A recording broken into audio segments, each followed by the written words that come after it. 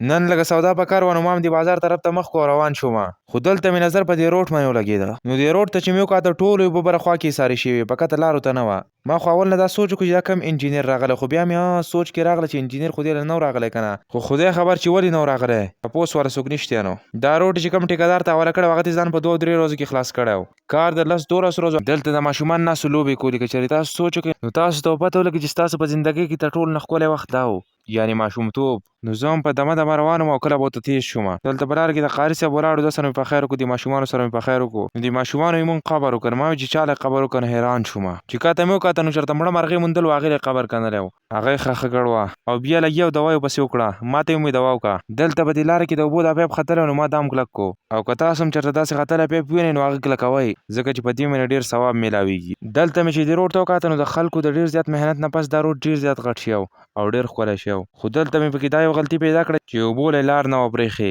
اوبه د روډ په دې کناره ورغلي او روډ له دا کناره مکمل طور باندې خرابه کړې وه نو دلته په دې ګرانو لارو روان وم په دې ګرانو لارو د تلو ځانه مزه ځانه انجویمنټ او بیا چې پکې داسې ګرانه لار راشي نو خدای زما دې توبه نو په داسې لار انجوی کوئ لیکن د خپل ځان احتیاط هم کوئ په